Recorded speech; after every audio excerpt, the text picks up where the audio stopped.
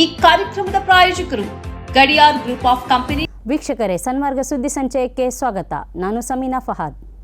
ಹೈದರಾಬಾದಿನ ಜಾಮಿಯಾ ಮಸೀದಿಯಲ್ಲಿ ರಾತ್ರಿಯ ತರಾವಿ ನಮಾಜ್ ನಡೆಯುತ್ತಿದ್ದ ಸಂದರ್ಭದಲ್ಲಿ ಕೆಲವು ದುಷ್ಕರ್ಮಿಗಳು ಘೋಷಣೆ ಕೂಗಿದ್ದಾರೆ. ಶಿವಾಜಿ ಮಹಾರಾಜ್ ಜಯಂತಿ ಮೆರವಣಿಗೆಯಲ್ಲಿ ಭಾಗವಹಿಸಿದ ಯುವಕರು ಈ ಘೋಷಣೆ ಕೂಗಿದ್ದಾರೆ ಎಂದು ಪೊಲೀಸರು ತಿಳಿಸಿದ್ದಾರೆ. ಬಾಗಲಕೋಟೆಯಲ್ಲೂ ಕೂಡ ಇಂಥದ್ದೇ ಘಟನೆ ನಡೆದಿತ್ತು.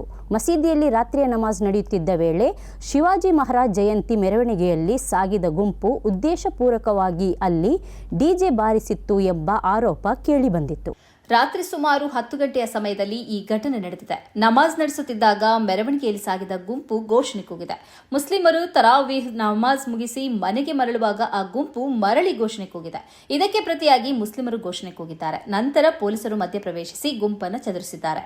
ತಕ್ಷಣ ಸ್ಥಳಕ್ಕೆ ಆಗಮಿಸಿದ ಡಿಸಿಪಿ ರಕ್ಷಿತಾ ಮೂರ್ತಿ ಅವರು ಮುಸ್ಲಿಂ ಸಮುದಾಯದ ನಾಯಕರೊಂದಿಗೆ ಚರ್ಚೆ ನಡೆಸಿದ್ದಾರೆ ಮತ್ತು ಶಾಂತಿ ಕಾಪಾಡುವಂತೆ ಮನವಿ ಮಾಡಿದ್ದಾರೆ.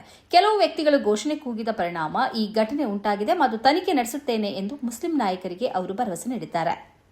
ಪ್ರವೇಶ ನಿಷಿದ್ಧಗೊಳಿಸಿದ್ದ ಸ್ಥಳದಲ್ಲಿ ನಮಾಜ್ ನಿರ್ವಹಿಸಿದ್ದಕ್ಕಾಗಿ 2 ವಿದ್ಯಾರ್ಥಿಗಳ ವಿರುದ್ಧ ದಾಖಲಿಸಲಾಗಿದ್ದ ಪ್ರಕರಣವನ್ನು ಅಲಹಾಬಾದ್ ಹೈಕೋರ್ಟ್ ರದ್ದುಗೊಳಿಸಿದೆ. 2019ರಲ್ಲಿ ಈ ಪ್ರಕರಣ ದಾಖಲಿಸಲಾಗಿತ್ತು. ಪೊಲೀಸರು ಸ್ವಯಂ ಪ್ರೇರಿತವಾಗಿ ಈ ಕೇಸು ದಾಖಲಿಸಿದ್ದರು. 2 ವಿದ್ಯಾರ್ಥಿಗಳಿಗೆ ಯಾವುದೇ ಕ್ರಿಮಿನಲ್ ಹಿನ್ನೆಲೆ ಇಲ್ಲ. ತಮ್ಮ ಧಾರ್ಮಿಕ ವಿಶ್ವಾಸದಂತೆ ನಮಾಜ್ ನಿರ್ವಹಿಸುವುದನ್ನಷ್ಟೇ ಅವರು ಮಾಡಿದ್ದಾರೆ.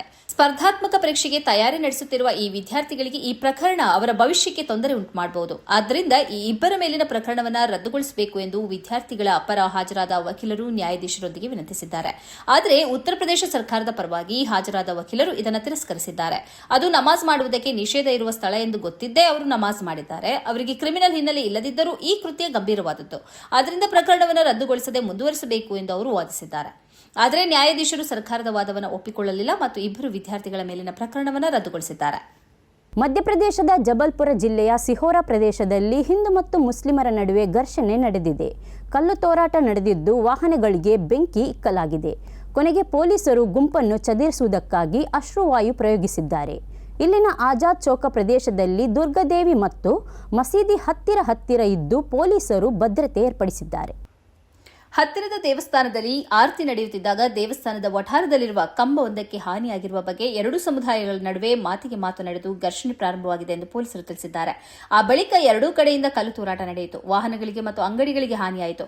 ಆದರೆ ಸ್ಥಳೀಯ ಮುಸ್ಲಿಮರು ಪೊಲೀಸರು ತಾರತಮ್ಯದಿಂದ ಕ್ರಮ ಕೈಗೊಂಡಿದ್ದಾರೆ ಮತ್ತು ಉದ್ದೇಶಪೂರ್ವಕವಾಗಿ ಘರ್ಷಣೆಗೆ ಪ್ರಚೋದಿಸಲಾಗಿದೆ ಎಂದು ಹೇಳಿದ್ದಾರೆ.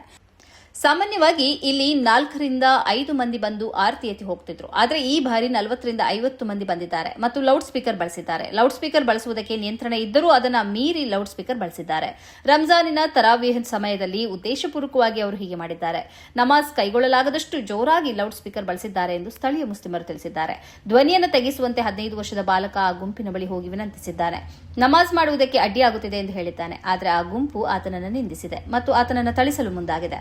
ಈ ಸಂದರ್ಭದಲ್ಲಿ ಆತ ಮಂದಿರದ ಕಂಬ ಹಿಡಿದುಕೊಂಡಿದ್ದಾನೆ. ಆದರೆ ಈತ ಉದ್ದೇಶಪೂರ್ವಕವಾಗಿ ಕಂಬಕ್ಕೆ ಹಾನಿ ಮಾಡಿದ್ದಾನೆ ಎಂದು ಅವರು ಹೇಳಿ ಘರ್ಷಣೆ ಆರಂಭಿಸಿದ್ದಾರೆ ಎಂದು ಸ್ಥಳೀಯ ಮುಸ್ಲಿಮರು ತಿಳಿಸಿದ್ದಾರೆ.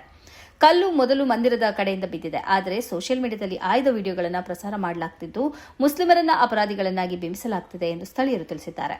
ಘಟನೆಯ ಬಳಿಕ 20 ರಿಂದ 25 ಮಂದಿಯಷ್ಟಿದ್ದ ಹಿಂದೂಗಳ ಗುಂಪು ಮುಸ್ಲಿಂ ಪ್ರದೇಶಗಳಿಗೆ ನುಗ್ಗಿದೆ ಮತ್ತು ಜೈ ಶ್ರೀರಾಮ್ ಘೋಷಣೆ ಕೂಗಿದೆ. ಅಲ್ಲದೆ ದಾರಿಯುದ್ದಕ್ಕೂ ಇದ್ದ ರಿಕ್ಷಾಗಳು, ಸ್ಕೂಟರ್ಗಳು, ಕಾರುಗಳು ಮತ್ತು ಮನೆಗಳಿಗೆ ಹಾನಿ ಮಾಡಿದೆ ಎಂದು ಸ್ಥಳೀಯರು ತಿಳಿಸಿದ್ದಾರೆ. ಬಳಿಕ 100 ಹಿಂದೂಗಳು ಒಂದು ಕಡೆ ಸೇರಿ ಹನುಮಾನ್ ಚಾಲಿಸ ಪಠಿಸಿದ್ದಾರೆ. ಉತ್ತರಾಖಂಡದ ಚಮೋಲಿ ಜಿಲ್ಲೆಯ ಜ್ಯೋತಿರ್ಮಠದ ನಿರ್ಮಾಣ ಹಂತದ ಮುನ್ಸಿಪಲ್ ಕಟ್ಟಡದಲ್ಲಿ ಮುಸ್ಲಿಮರು ತರಾವಿ ನಮಾಜ್ ಮಾಡುವ ವಿಡಿಯೋ ಸೋಷಿಯಲ್ ಮೀಡಿಯಾದಲ್ಲಿ ಹರಿದಾಡಿದ್ದು ಇದರಿಂದ ಬಿಗುವಿನ ಪರಿಸ್ಥಿತಿ ಉಂಟಾಗಿದೆ. ಸ್ಥಳೀಯ ಹಿಂದೂಗಳು ಇದರ ವಿರುದ್ಧ ಕ್ರಮ ಕೈಗೊಳ್ಳುವಂತೆ ಒತ್ತಾಯಿಸಿದ್ದಾರೆ. ವಿಡಿಯೋ ಮಾಡುತ್ತಿರುವ ವ್ಯಕ್ತಿ ನಾನು ಇದನ್ನು ವೈರಲ್ ಮಾಡುತ್ತೇನೆ ಎಂದು ಹೇಳುವುದು ಕೇಳಿಸುತ್ತದೆ. ಸೋಷಿಯಲ್ ಮೀಡಿಯಾದಲ್ಲಿ ಈ ವಿಡಿಯೋ ಹರಿದಾಡಿದ ಬಳಿಕ ಸ್ಥಳೀಯ ಹಿಂದೂಗಳು ಪ್ರತಿಭಟನೆ ನಡೆಸಿದ್ದಾರೆ. ಸನಾತನ ಧರ್ಮ ಅಪಾಯದಲ್ಲಿದೆ ಎಂದು ಅವರು ಹೇಳಿದ್ದಾರೆ. ಉಪಜಿಲ್ಲಾಧಿಕಾರಿಯನ್ನ ಈ ಗುಂಪು ಭೇಟಿಯಾಗಿರುವುದಲ್ಲದೆ ಮುಸ್ಲಿಮರಿಗೆ ನಮಾಜ್ ಮಾಡುವುದಕ್ಕೆ ಅವಕಾಶ ನೀಡಿರುವ ಬಗ್ಗೆ ಪ್ರಶ್ನೆ ಎತ್ತಿದೆ. ಇದೇ ವೇಳೆ ಸ್ಥಳೀಯ ಮುಸ್ಲಿಮರು ಇದಕ್ಕೆ ಕ್ಲಾರಿಫಿಕೇಶನ್ ನೀಡಿದ್ದಾರೆ. ನಾವು ಯಾರನ್ನೂ ಪ್ರಚೋದಿಸುವುದಕ್ಕಾಗಿ ನಮಾಜ್ ಮಾಡಿಲ್ಲ. ಉಪವಾಸದ ತಿಂಗಳಾಗಿರುವುದರಿಂದ ನಾವು ಒಟ್ಟು ಸೇರಿದೆವು. ಇದರಲ್ಲಿ ಯಾವುದೇ ರಾಜಕೀಯ ಇಲ್ಲ ಎಂದು ಅವರು ಹೇಳಿದ್ದಾರೆ. ಇದು ಈ ಹೊತ್ತಿನ ಸುದ್ದಿ ಸಂಚಯ. ನಿರಂತರವಾಗಿ ನೋಡುತ್ತಾ ಇರಿ ಸನ್ಮಾರ್ಗ ನ್ಯೂಸ್. ಸುದ್ದಿಗಳ ಸಂತೆಯಲ್ಲಿ ಸತ್ಯದ ಮೊಂಬತ್ತಿ.